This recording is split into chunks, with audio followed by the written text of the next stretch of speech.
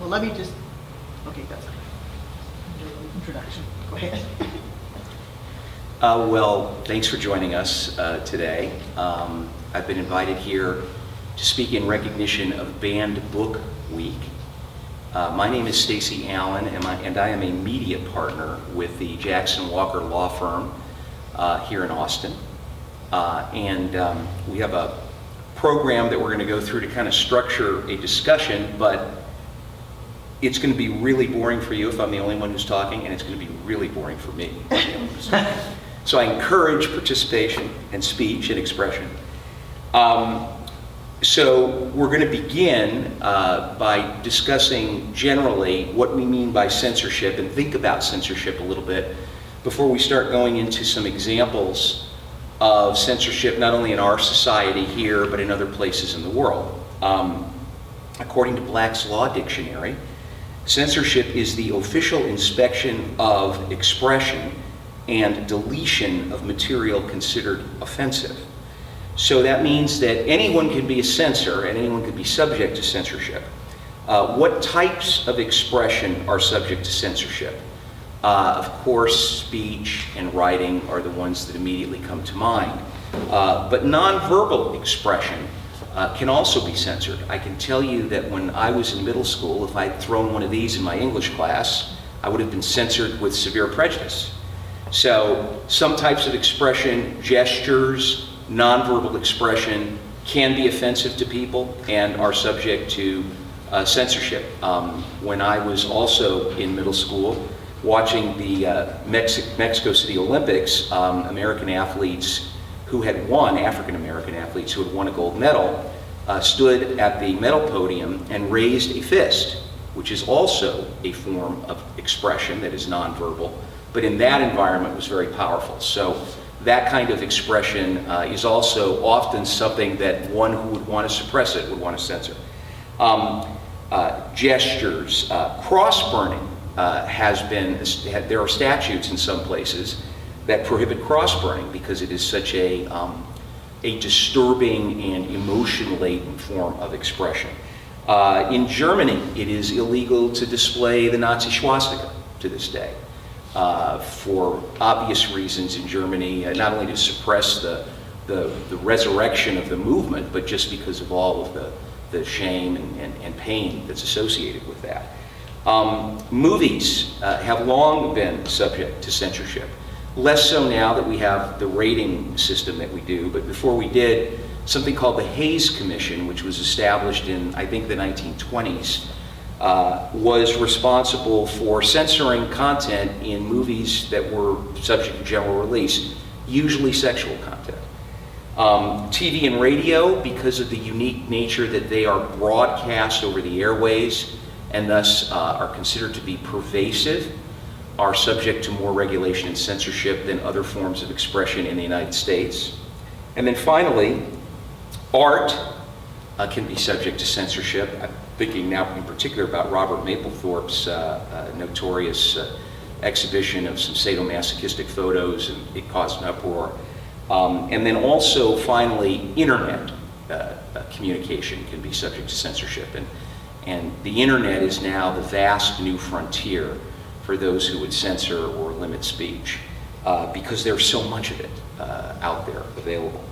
So in addition to thinking about what types of expression can be censored, it's worth thinking about who the victims of censorship are. Well, of course, the speaker is the first, but in my mind, the more important victim is the listener, because it's the audience that is deprived of the expression that they would otherwise have heard and have been able to consider on account of the censorship. What types of censorship do we find in our encounters with censorship? There are two basic kinds. One is what we call prior restraint, and that is a censorship that takes place before the speech ever occurs. So there are several kinds of prior restraints that are very typical. One, which would be known as sort of a de jure or a legal type of prior restraint, would be going to court and seeking an injunction preventing the release of some sensitive information or documents. The Abu Ghraib prison photos are an example.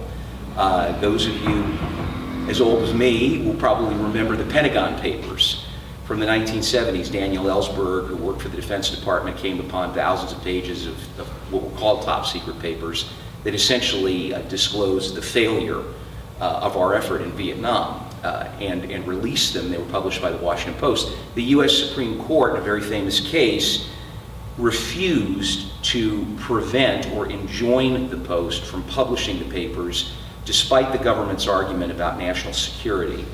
And one of the reasons that we in our country at least, favor waiting is that punishing expression after it happens is always preferable to preventing it before it happens. We default to favoring expression in almost every instance. And the Supreme Court has formulated a number of tests, but they all really come down to the same thing, which is if you're going to be able to prevent someone in the United States from speaking or publishing something, it has to so threaten the life of the nation and our national security and pose such an imminent and substantial risk of irrevocable harm that the interest that is so compelling that it outweighs the interest of speech. And the famous example that was given during World War II and has been used since would be publishing the times that troop transports are departing from port, so that the German submarines could read the newspaper and be lying in wait. That's the kind of thing that the court said, that's where we'll draw the line and allow an injunction to prevent a publication or a speech, a form of speech. But anything short of that will not do that. So then there are also de facto forms of prior restraint. And here I'm thinking about rules that have a chilling effect on expression. So for example, when the FCC fines CBS over $500,000 over the Janet Jackson wardrobe malfunction incident, that has a chilling effect on subsequent broadcasts, where a broadcaster will now be very careful to be sure that that does not happen. So in a sense, it imposes a regime of self-censorship. Another kind of de facto prior restraint would be a principal in a high school forbidding articles in a school newspaper about a particular subject that the principal believes is sensitive or indecent, that kind of thing. There's also censorship that takes place during speech and not just after. So you have the prior restraint is before and then punishment after. But sometimes during speech, for example, during live television broadcasts, broadcasters have the ability to beep out indecent words or profanity during a live telecast, and they have, in fact, they usually institute a 5 or 7 second delay to enable them to do that. That's another form of censorship. Unplugging a mic while someone's speaking because you don't like what they're saying. A high school principal seizing a student newspaper before it can actually be distributed. Those would be examples of that kind of censorship. There are also other variables that impact freedom of expression. One is the setting.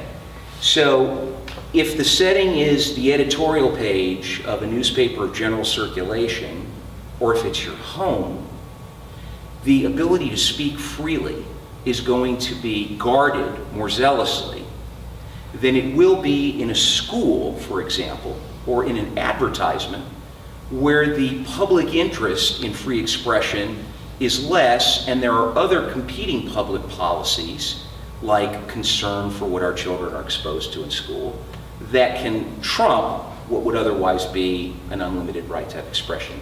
We'll be talking about schools in a bit because that's where most censorship occurs today in the United States, and it's also where books are still extensively and surprisingly banned. There's also content to consider. So one of the things that the courts look at is the censorship that we're talking about aimed at content? In the United States, because of the First Amendment, censorship aimed at content is highly disfavored. However, some content the United States Supreme Court has held, is not protected speech. Obscenity is an example. Obscenity can be censored. It is not deemed to be covered by the protection of the First Amendment. Also, national security. If a matter of national security is at issue, the ability of the state to censor the communication is going to be greater than it would be if it were not. On the other hand, in the United States, again, political speech is subject to the highest protection, typically, because when the Founding Fathers struck the First Amendment and created it, they were most concerned with the ability of all Americans to speak freely about the issues of the day, about politics, about elections, about issues that would affect the governance of the country. So political speech is highly protected, and that's again based on content.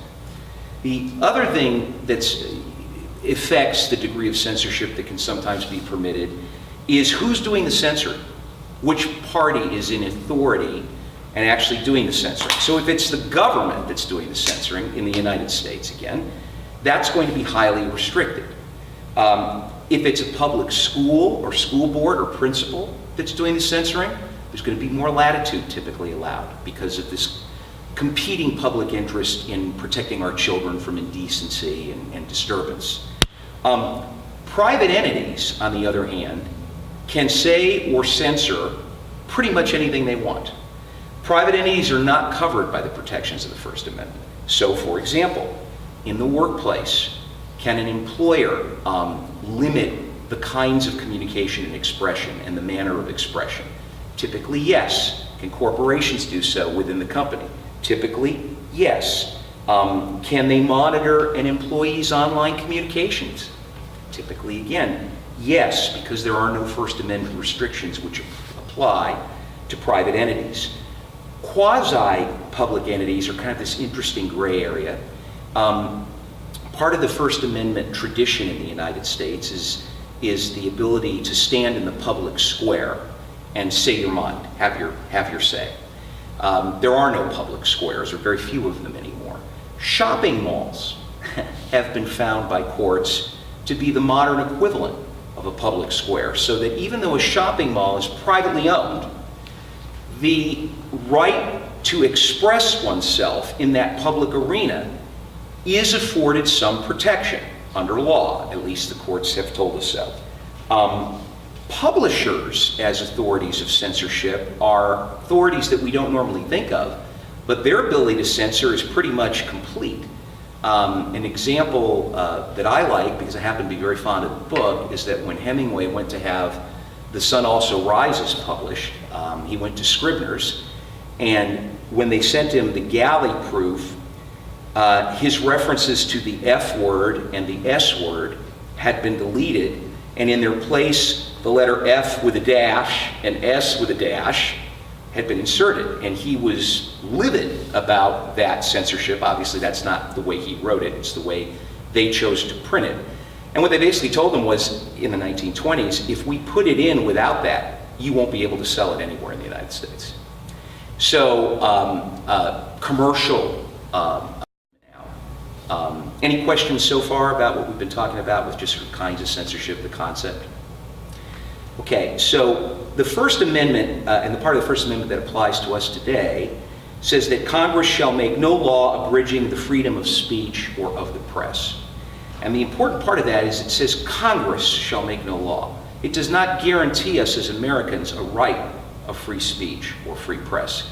It instead restricts the federal government from abridging our right of free speech or free press. And there's a difference.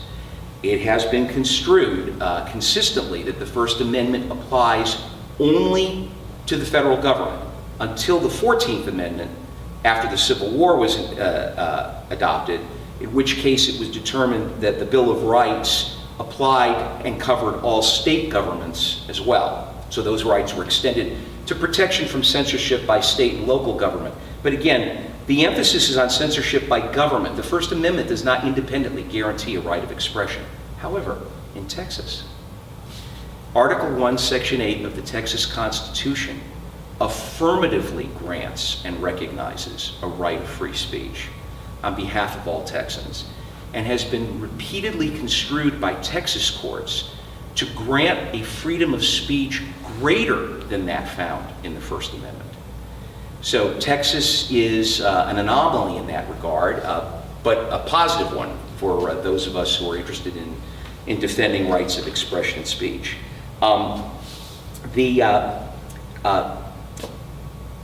The protection against government interference is broad, but of course there are a great many exceptions, and I just wanted to highlight some of them and think about them a little bit with you.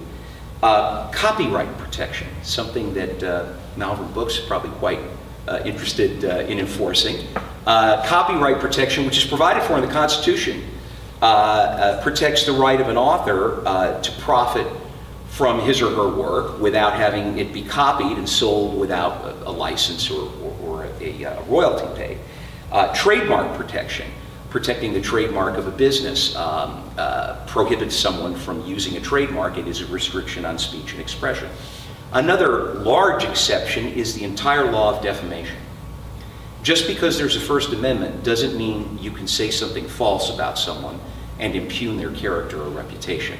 That's still an actionable offense. It's a civil offense, and you can be sued. It's libel. So the First Amendment and libel law have to stand side by side, and the interface of those two are at the source of a great many disputes and cases which have been litigated over the years, all the way up to the U.S. Supreme Court. Revelation about private facts of individuals, the right of privacy, is a limitation on our right of expression. So, if one reveals embarrassing facts about an individual, even though those facts may be true, they may have violated their right of privacy, that person may have a cause of action against the one who did it, and the First Amendment will not be a defense to that cause of action. As I mentioned before, obscene, indecent, profane speech are exempt from First Amendment protection. They're not considered to be speech within the context of the First Amendment. Broadcasting and cable licensing is another form of restriction on expression. Broadcasters have to apply for licenses. They have to comply with FCC rules and regulations, some of which we'll address in a bit, deal with content. And it's permitted. It's been recognized by the courts that there's a public interest that allows some censorship in that particular forum. Speech in the military. Obviously, a member of the armed forces' speech rights are severely curtailed by their membership in the military, and that's been accepted and understood for years. That's never been questioned, really. There's a limited amount of protection given to commercial speech or advertising, but there are restrictions. It doesn't have the same level of protection that political speech would have. Fraud, fraudulent statements, they're actionable, they're not protected by the First Amendment. Fighting words, so-called fighting words, are not speech. They are outside the protection of the First Amendment, as are incitements to cause imminent harm or disturbance or unrest. The famous characterization of that exception is Oliver Wendell Holmes saying that just because we have a First Amendment doesn't mean you have the right to cry fire in a crowded theater. So inciting to riot, inciting to commit crimes that are going to impose imminent harm on people, your right of expression under the First Amendment does not protect that kind of speech. And then finally, the government has, and the courts have recognized, that time, place, and manner restrictions on speech are permissible because they are consistent with other public policy goals, including minimizing disruption, regulating the flow of traffic. So, for example, while one cannot prevent protesters from protesting outside an abortion clinic, one can limit the place and the time of their protests to a sidewalk or some other public space so as not to unduly interfere with the business of the clinic. That's one example. There are many. There was a case last year in which Chief Justice Roberts wrote the majority opinion, finding that while one could restrict protests outside of the funerals of fallen soldiers whose bodies have been returned from Afghanistan and Iraq, you might be able to restrict the location of it. No matter how obnoxious the content of the protests or how hurtful it was to the families, the Supreme Court found that the protesters had the right to express their feelings and their views, and that the nature of the funeral, being as sensitive as it is, was not enough to thwart their right. So again, the default tends to be to permit expression. They're supported by public policy considerations, as I've said. National security is an obvious one, protecting intellectual property and the like. I'll quickly note that while people don't often think about it, it's useful to compare the rights of expression in Great Britain to the United States. I mean, we tend to think of Britain as being pretty much like us. People have rights and freedoms. I mean, this is kind of like where we brought it from. But it turns out our founding fathers fought a war with them for a reason, and this is one of them. There is no First Amendment in Great Britain, which means that censorship is surprisingly common. Newspaper, television, all forms of press are subject to censorship and review, subject to punishment, especially concerning military matters or security matters in times of war. The law of Great Britain, the defamation law in Great Britain, is much more favorable to plaintiffs than it is here. It would be here as well if it were not for the First Amendment. But because of the First Amendment, it is less favorable. In Britain, not only can one bring a libel or defamation claim, as one could under the common law here, but the burden of proving the truth or falsity of the statement, in Britain, the burden is on the defendant to prove that what he or she said was true, because truth is an absolute defense to defamation. You can say somebody has a noxious disease, and if it's true, you can't be sued for that. You can be sued if it's not. I mean, there are other forms of defamation, accusing someone of a crime, accusing someone of fraud, things like that. If it's true, it's an absolute defense. In Britain, the defendant has to prove it's true. In the United States, the plaintiff has to prove that the statement was not substantially true. That burden of proof matters in the trial of the case. Also, because there's no First Amendment in Great Britain, there is no Sullivan protection. And by that, I'm referring to a case that we've just celebrated the 50th anniversary of, a very important Supreme Court decision called New York Times versus Sullivan, in which the court held that criticism of a public official in the discharge of their public duties cannot be the subject of defamation and cannot expose one to liability for defamation unless it was untrue, and the speaker spoke or wrote with actual malice, which is to say, wrote or spoke of the fact knowing it to be untrue or with reckless disregard for the truth or falsity of the fact.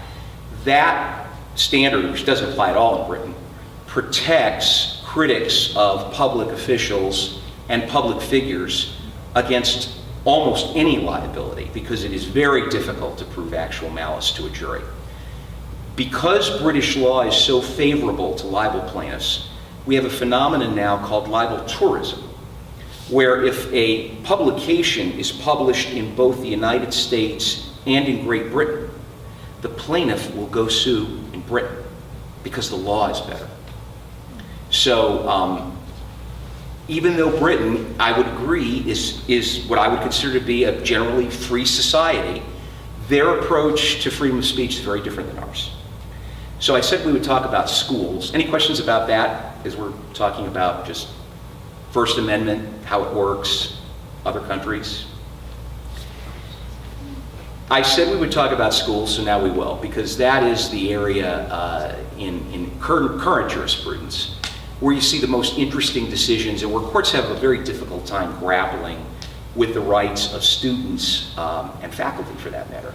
Rights of expression, again, tempered by concerns for protecting children from information that may be harmful to them and protecting the educational process and the educational environment. So, in 1969, the U.S. Supreme Court in a landmark case called Tinker, involved public school students in 1969 who wore black armbands in protest against the Vietnam War. The principal of the school, the high school, suspended them for wearing the black armbands. The United States Supreme Court held that the students' rights, even though they were minors, and even though they were in a public school, the students' rights to wear the armbands, that they had a right to wear the armbands, that students have a right of free expression in the school place. However, that expression can be restricted if it would cause substantial disruption of normal school activities.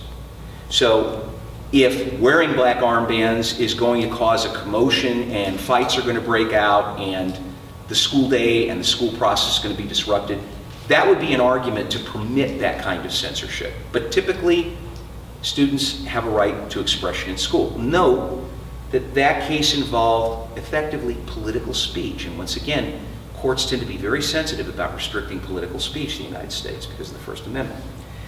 The other case that is the other side of that coin is a case called Hazelwood School District. That's a 1988 Supreme Court decision. In that case, the principal removed articles from a school newspaper about sexuality and divorce because the principal found them to be offensive, disturbing to children, whatever their excuse was. In that case, the court held that a school newspaper, a public school, is only a limited public forum, unlike a newspaper of general circulation, which is highly protected speech. Because it's a limited public forum, performing restrictions that are reasonably related to educational concerns is permitted. So essentially that case held that a school newspaper is not the same as the New York Times. I think it's important to note with respect to that case does not involve political speech by students. It was dealing with articles about sexuality and divorce. So I think the court's concern about that kind of expression is less than it is about political speech. What other kinds of activities in school have been subject to restriction? Clothing and the use of accessories is one that has occupied many court cases. High schoolers, in one case, were found to have the right to wear pro-gay rights slogans on t-shirts. And they were found to be able to have that right because the school could not meet its burden of drawing a connection between the slogans and a substantial disruption to the school place. Again, that one involved political speech. The court also held, however, that displaying a Confederate flag in high school, this is a different case, could be banned. And the reason the court found there was that it was likely to cause interracial violence and disruption. So in that instance, displaying the Confederate flag, it's an emotionally charged symbol, it was found to have a disruptive effect. And the school was able in that case to show that there were several instances of interracial fighting that had resulted as a result of the display of the flag. So they were able to make the connection. The courts require that it not just be a theoretical concern, but that the school actually has to show that there's been a harmful result. In another case, a high school principal it was held that a high school principal could not bar a student from wearing a shirt with a picture of George Bush, President Bush, 43, saying international terrorist on it. And in that particular case, the school couldn't show that the shirt caused a substantial disruption, although it was offensive, obviously, to the principal and the administration. Again, that case involved political speech, so again, the court's going to be more reluctant to restrict a student's right to engage in political speech. Another case found that a high school student could not be banned from wearing a sweatshirt with the words "straight pride" on it in school. The school district had erected a dress code defense in that instance, and again, the court found that the administration of the school was unable to show a nexus to disruption that would substantiate or permit censoring wearing a sweatshirt that said "straight pride." Again, it's political speech. There's going to be a sensitivity to that. Off-campus internet expression has become an interesting new area of defamation and First Amendment law. In one case, a high school student was found it was found that a high school student could be disciplined for publishing a blog that was critical of a school administration and school policies. This is again in high school, this is public school. Even though the blog was created off campus, on the student's own computer, and not on the server that was owned by the school. So it was a publication that was completely outside the school, but it was by a student in the school concerning the administration of the school. And the court found that it was enough that the blog's content could be accessed at school. Now, you roll your eyes. I was just going to ask, what's your reaction to that? That doesn't sound right to me. I gotta ask. Are we talking about RateMyTeacher.com? Because that was the big thing that when I was in high school, Caused consternation. It caused all kinds of problems. Right. No, in this particular case, the criticisms were more about different policies that had been adopted in school. Okay. But essentially, you're going to find in these school cases that the administration, the principals, are very upset and unhappy to hear students complain or otherwise be critical of their administration of the school. Yeah. So a Facebook status about a teacher that's accessed from someone's iPhone at lunch, I mean, when they say that because it can be accessed at school, everyone has the internet on their cell phone nowadays. The internet can be accessed from anywhere. So how do you draw that line? I think it's impossible to draw that line, and I disagree with the decision for just that reason. And that's the problem. It's both the opportunity and the problem with the internet, is that because the internet is literally everywhere and can be accessed from everywhere, if broadcast television or radio is pervasive, the internet is pervasive squared. Because of that, drawing traditional lines of demarcation, did it happen on campus? Did it happen off campus? Those guideposts aren't going to be useful to us anymore. And I think that case reaches the wrong result by applying old standards that used to yield, if not a correct result, at least one that people could understand and agree had made some sense. In this particular case, I don't think it made any sense for the reason that you just said. And you mentioned Facebook.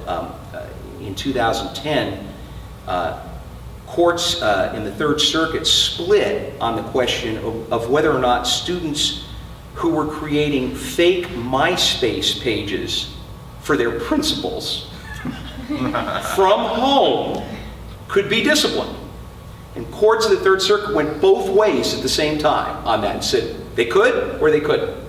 So this issue of publishing expression on the internet that is critical of an authority figure is going to be a perplexing one, and it's not going to be easily resolved. I think it's going to take time to sort of sort this out, and it's unclear, how we're going to draw these lines. Schools is that books get banned in schools, and indeed, public schools and public school libraries are the venues in the United States that are most often subject to the banning of books. In another important decision called Board v. Pico in 1982, Justice Brennan, who also authored the New York Times Sullivan decision, said that, well, that case involved, let me tell you what it involved first. That case involved a school board removing library books for being, quote, anti-American, anti-Christian, anti-Semitic, and just plain filthy, unquote. Okay, Justice Brennan and a plurality of the court held that while school boards have great discretion, again, concern for protecting children from indecent or obscene content, disturbing content, while school boards have great discretion, they cannot ban books, quote, simply because of distaste for the ideas they contain. And that is a critical feature of our First Amendment protection, is that regulating content is highly disfavored. Time, place, manner, restrictions that make sense because they relate to other competing public interests, those are permitted. Regulating or censoring on the basis of content is almost always going to be held to be unconstitutional, as it was here. The court also held in that case, I think this is significant, that school libraries are an important place where students exercise their First Amendment rights and freedoms. So it sort of established that the school library is a sanctuary for free thought and expression. That hasn't stopped, unfortunately, school boards from trying to ban books from being kept in school libraries.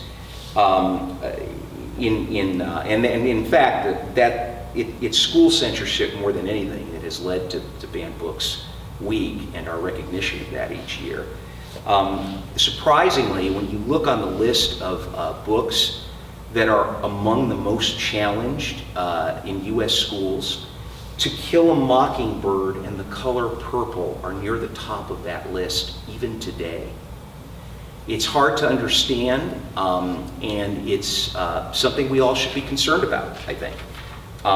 This year, the Highland Park School Board in Dallas banned 7 books because they contained the F word, and nothing else, just because they contain the F word. I hate to break it to the school board at Highland Park, but I'm guessing high school students are pretty much using the F word in every effing sentence. So they don't seem to be aware of that, but I doubt that the first place that those students are going to encounter that word is going to be a book in their high school library. Turning to universities. Universities are a different kind of place, obviously. First of all, most of the students are adults, so the concern one would have for protecting children is eliminated. Another reason that universities are a different place is that universities are about, or supposed to be about, the free exchange of ideas. It's supposed to be the marketplace of ideas. If a university isn't that, where are we going to find that in our society? So that's one thing that makes a university different. Another thing is that not just student speech, but other kinds of expression take place at universities, just like they take place in high schools or middle schools. That would include protests, it would include wearing things, it includes a school newspaper, school yearbooks. And in universities, professors' speech on campus is also sometimes subject to restriction. And off campus in the form of editorials or interviews that a professor may give to the media. They have come back to haunt them, and professors are sometimes subject to censure by the university administration for either expressing an unpopular view or being critical of the university. Examples. Campus publications. Where in a high school yearbook is likely to be subject to greater restriction. Federal courts have held that yearbooks in the college setting are protected from seizure and censorship. So too, articles in student newspapers in a university or college setting are generally protected from censorship. There are some exceptions, but generally speaking, the protections for those are greater than they would be in the high school environment. Political correctness and politically correct speech and hate speech have become a lightning rod for the debate about free expression in recent years. Many universities have banned so-called hate speech. That goes beyond epithets like the N-word to other forms of speech or expression which are deemed to be hateful and thus inappropriate to a university setting. While I can see the well-meaning basis for having that concern and wanting to elevate the level of debate in the university setting, the problem for those of us who defend speech rights is that hate speech for one person is not hate speech for another. And ultimately, something like hate speech becomes an impermissibly broad and vague category that winds up getting expanded by whoever the authorities are at the moment and whatever the issue is, in a way that I think people that originally conceived of banning hate speech probably would not have thought of. It comes down to sort of the competition between an uninhibited kind of expression and harmful speech. We've recognized, and the law recognizes that some speech is harmful by its nature and it's not protected. Uninhibited expression is the goal of a free society. So these two things come into conflict. So I'd like to propose a hypothetical, and because what we're talking about is controversial, I'm going to propose a controversial hypothetical to try to get us to think about this issue. So let's say at UT there's an Oxford-style debate society, and those who run the debate society decide each year what the debated issues are going to be. And one of the issues that they propose is resolved that a disproportionate number of prison inmates are African Americans because African Americans commit a disproportionate number of crimes. UT president hears about that. No way, we're not doing that. You're not going to be able to debate that topic. And he tries to censor it, prevent them from doing it. Okay, not politically correct. It's got overtones of racism that imply a conclusion. There are a lot of things that one could object to about that. The question I have is it more productive to say you can't have that debate, or is it more productive to allow a debate to happen and to allow both sides' arguments to emerge and be considered? For example, certainly there are people out there who think that that resolution that I just proposed makes sense and is correct. There are other people who, if allowed in an open environment to debate, would come forward with the possibility that, well, maybe it's not that African Americans commit more crime. Maybe it's that they get arrested more and get convicted more because of racism and prejudice and bias that's inherent in our society. If that other aspect doesn't get expressed in a debate, it never gets expressed. And the public, all of us, aren't able to then consider alternative views. One could think of 100 issues like this that would be sensitive to university administration, that would create some level of discomfort from administration, but where I would think that promoting an open debate might actually be fruitful and helpful. So I don't know, what do you all think about that? Is that something that a university should be in the business of restricting or censoring? No. And maybe is that the goal of liberal arts? I feel like some colleges now are touting themselves as being more open, like Brown, publicizes itself as being less strict about those kind of things. Like maybe that's for the new generation, a way to attract people to your university, is that you are more open to that kind of debate and expression. Yeah, I mean, again, if you can't do it in a university, where can you do it? You're paying tuition to go to this university. You shouldn't be censored for that. It's not like a public school where it's government funded. You're paying for it. You should be able to have whatever discussion, whatever debate you want. Well, it's interesting you raised that issue. Publicly funded universities tend to be subject to more restriction because they are public schools, technically, than private universities are. That's also true for private secondary schools. Censorship in parochial schools, for example, is allowed much more freely than it would be in the public school environment. And that is because a person who goes to parochial school makes a choice, or their parents have made a choice for them, and that choice includes the notion that you're going to allow the faculty and the administration to make decisions about what you can and cannot say or consider or see, consistent with whatever their beliefs may be. So public school, public university, those are the places that have the greatest, where greater scrutiny is paid to efforts to restrict or censor. It also happens, though, in private universities, because most private universities receive millions and millions of dollars of federal funding for research grants, all kinds of funding. So federal concerns about these kinds of issues have to be taken into account in private universities as well, because the government has the power of the purse. They can turn off the spigot.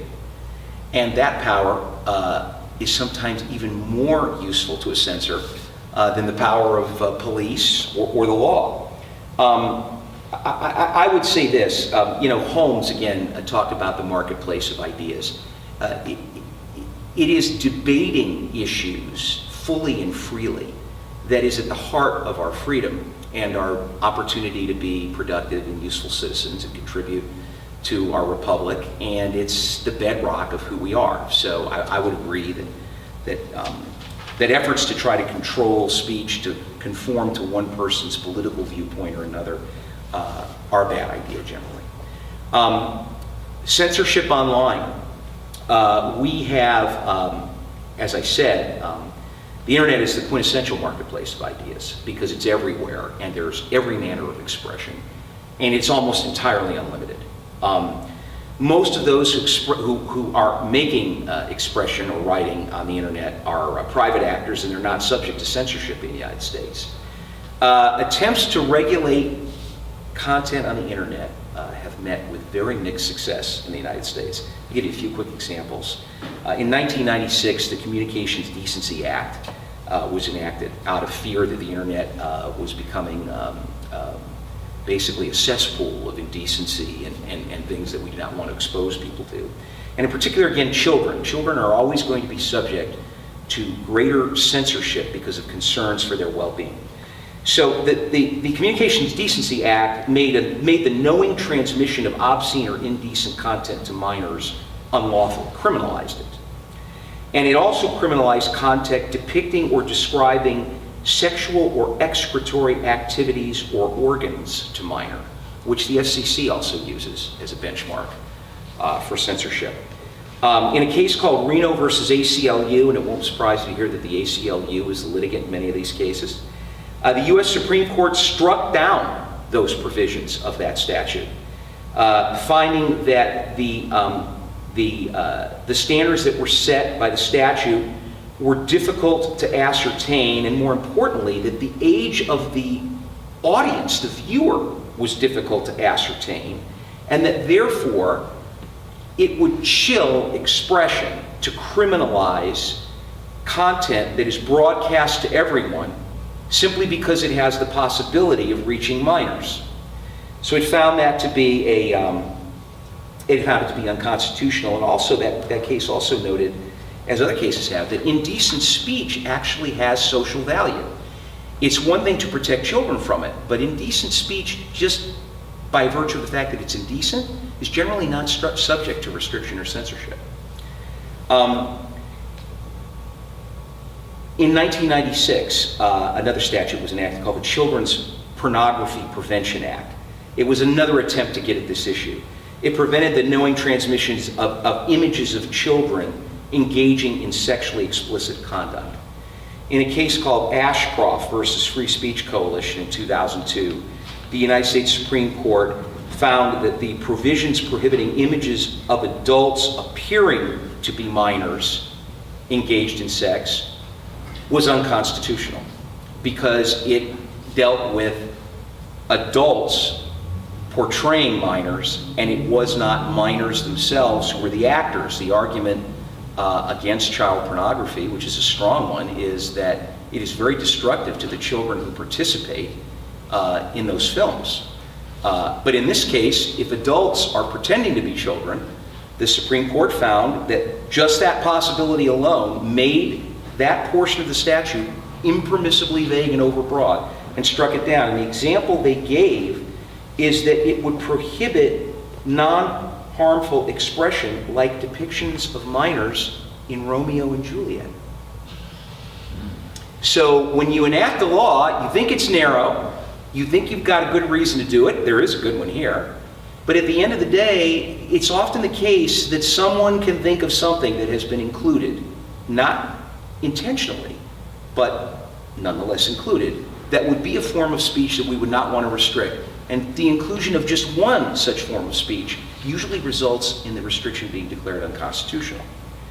The last thing I wanted to touch on was regulation of television and radio, because It's another area in the United States where you'll see more censorship and more regulation than you will typically see in other parts of our culture. The premise for censorship on television and radio is that it's first based on the fact that there is a scarcity of broadcast frequencies on which broadcasts can be telecast, or in the case of radio, broadcast. 100 years ago, when radio first began and the government began looking at how it would regulate this, it decided that because of the scarcity of frequency bands, that those airwaves were a public resource and could thus be regulated in the public interest. So when they began licensing for the use of airwaves in the spectrum, the original reason to license was to keep competing radio stations from using the same frequency and canceling each other out, causing interference. We've all heard it. But then it got evolved over time into regulating the content of those who have licenses to broadcast. And that took us to the famous Pacifica case in 1978. And again, this is my generation, so forgive me. But George Carlin, very funny guy, had a routine called the 7 dirty words you can't say on radio. And I'll leave it up to you to imagine what the 7 dirty words are. You'll probably be right about at least 6 of them. So he had this routine, it was very funny, and it was premised, the part of the routine, and part of what made it really funny, was that he would keep repeating those words quickly and inserting them, almost out of fear that somebody's going to pull the mic or he's going to get censored. Okay?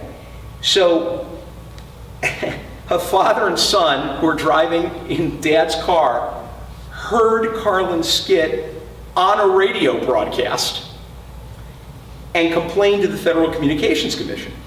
The FCC reprimanded the station for airing Carlin's monologue. The Supreme Court in Pacifica upheld the punishment, saying that the government's compelling interest in protecting children from offensive content and the pervasive nature of broadcast TV and radio, which is that you find it everywhere, you don't have to seek it out, it comes to you, justifies that kind of censorship, and found in the context of that citizens have the right to be free from unwanted speech, not just the right to speak, but to be free from speech they don't want to hear. Again, the pervasive nature of broadcasting was really an important element there, and it's very different from a newspaper or some other forum where the listener chooses to be exposed to it by purchasing it, for example.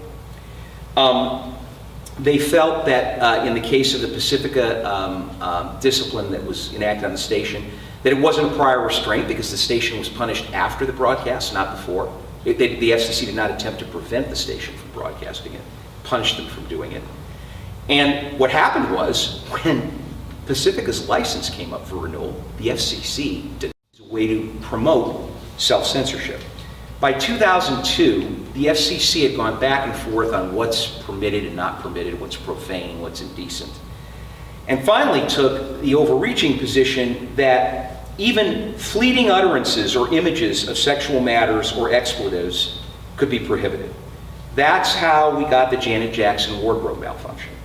U2's Bono said at one point in an acceptance speech, "Really effing brilliant," on the Golden Globes award, and there was an effort to try to punish NBC for having that expletive broadcast on TV. In that instance, the FCC did not issue a fine because they felt that NBC had lacked notice. I don't know how CBS could have had notice about what Janet Jackson was going to do, but that's a distinction that was drawn. That policy of the FCC was ultimately held to violate the First Amendment because it was overbroad and it was not tied to a reasonable restriction of expression. There have been other kinds of restrictions on expression in television and radio that have been abandoned, which were a form of censorship. One was the Fairness Doctrine, which required the balanced treatment of controversial matters. requiring a kind of expression is a form of censorship, just like preventing it is. The equal time rule, which used to require that stations provide equal time to political candidates, typically from both parties, with the two-party system very much in mind, that rule has been eliminated. So as we've moved away and more into our time, the FCC is being given less and less discretion in the way it controls the content of the airwaves. Subscription radio, Sirius Radio, cable television, HBO, Showtime, none of this applies. They're not subject to FCC regulation on content because cable and pay radio are considered to be paid invitees into your home. You pay to have them. You have to hook up a wire. You have to hook up a Sirius receiver to your car. If you want it, you have access to it. It's not pervasive. Innocent people who don't want to hear these Howard Stern rant and rave and use the F word don't have to be exposed to it because you're in the privacy of your own car. So those have been carved out from regulation. So that's pretty much what I had to talk about today. Does anybody else have anything else they'd like to talk about this issue, or any concerns or questions? You said that the founding fathers prioritized protecting political speech. So, Do you think? Well, my question is: do you think that did they not anticipate the kind of how corporate capitalism would evolve? Because Citizens United seems like kind of the basis of that was the ruling that the Roberts Court said, well, it's freedom of speech, but I find it difficult to reconcile that ruling with what the founding fathers envisioned. So first of all, we'll never really know what they intended. You know, we have the Federalist Papers, we have all their writings. Scholars have pored over them for 200 years, trying to glean their intent. A professor I had in law school, Robert Bork, he was denied a seat on the Supreme Court years ago, felt very strongly that the only thing that the founders were concerned about was political speech. I can tell you that the courts for over 100 years, almost 200 years, have found that the right to free speech and the restriction on government censorship applies to other forms of speech. It's not limited to political speech. But certainly political speech was at the forefront of our founding fathers' minds when they wanted to restrict the government from censoring speech, because they wanted there to be a free exchange of ideas in terms of how it would be governed. With respect to Citizens United, it's a tough question. So the Roberts Court has developed a doctrine which is very absolutist, which is to say that the court will not permit any restriction on speech for a reason other than that which has been articulated already, which is to say obscenity, fighting words, very narrow exceptions. This court is hostile to any efforts to restrict speech, and in this case, Citizens United involved political speech in the form of campaign contributions and donations to political candidates and money used to run ads to support political candidates. A long time ago, the Supreme Court decided that money, campaign dollars, were a form of speech. They were a form of expression. The Roberts Court took that concept and then extended it to what the Roberts Court believed is its logical conclusion, and held that, well, in that case, you can't restrict a corporation from donating as much money as it wants to a political candidate, because that's speech. It's political speech. It's absolutely about politics. That's what we're talking about. So then that restriction is inconsistent with the freedom of expression and freedom from government restriction that the First Amendment guarantees. The campaign laws that were overturned in Citizens United were federal campaign laws that capped contributions by corporations to a variety of political interests. So it found that the ability of the government to regulate that was inconsistent with the First Amendment. Is it? I don't know. There's a competing public policy argument that's made and was made in support of those statutes, that unlimited donations by the wealthy, by corporations, will dwarf the voices of those who do not have the power or the money to contribute to be heard, especially when politicians run for offices, which is when they pay the most attention to us. is when they're running to be reelected and when people have the most influence over what they'll do after they are elected. So it's a difficult question. It's caused a raging debate among academics since. But if you look at other decisions the Roberts Court has issued, several of which have been authored by Chief Justice Roberts himself, it's a very libertarian approach to freedom of expression, which is to say all expression will be permitted wherever possible and not restricted wherever possible. Yeah, because it seems like they went out of their way to overturn decades of precedent, because Citizens United was a non-profit, but they extended it to corporations and other... And that's another criticism, is that they exceeded what they had to do. There's a concept in the law that you only rule on the issue before you, and that you keep your rulings very narrow, and that over time, over years and decades and centuries of cases, the law develops based on one narrow movement at a time. And it's a slow development. And there's comfort that comes from that. It's a conservative way of approaching the change of our laws. When a court reaches out of its way in dicta or in other means to decide issues that aren't before it, that's generally frowned upon. It's been one of the criticisms of that case. So it's Banned Book Week. Where do we stand with all of that? I guess schools can still ban books freely? Not freely. But in the case of secondary schools, and this is really not an issue in elementary schools. It's really secondary schools, it's middle schools and high schools.